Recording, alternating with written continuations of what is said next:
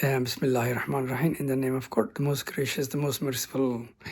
I'm here to thank the government of Dubai and BD World for hosting our president and Iro in Dubai today. I also want to thank all the other people who came and take a part of that meeting, listening to Shumel. And the main thing that I am actually saying here is, it's a great honor to hear our name in a global stage being mentioned. The nation of Somaliland are not a part of Somalia. They are Somaliland, and the independent of Somalia will come soon, and as soon as possible. And the first country to recognize will be the President of America, Mr. Donald Trump. So I thank you for that. I also want to thank you and the President Iro, the respectful way that he take a part of that meeting in Dubai.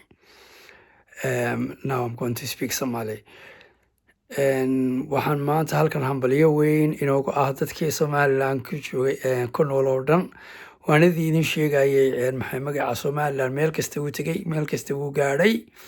Meetingka maanta halkaasaan ka daawanaya, London baan joogaa, anigu waan ka daawanaya meetingka.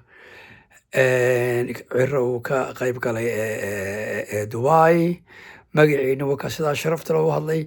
Waxaan aad iyo u ammaanaya madaxweynaheena Ciro sida sharafta leh uga hadlay shirka uu magaceena uga muujiyay munaasabada. Wakaas way soo dhowdahay baan ku yidhi ictiraafkeeni aad iyo aad buu soo dhow yahay. Waa aniga idinku lahaa maalmahan oo dhan in yar baa ka harsan, in badan baan sugnay.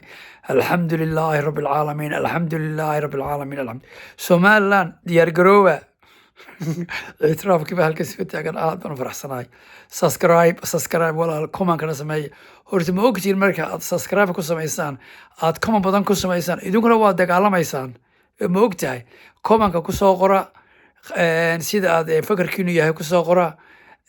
subscribe ku sameeya.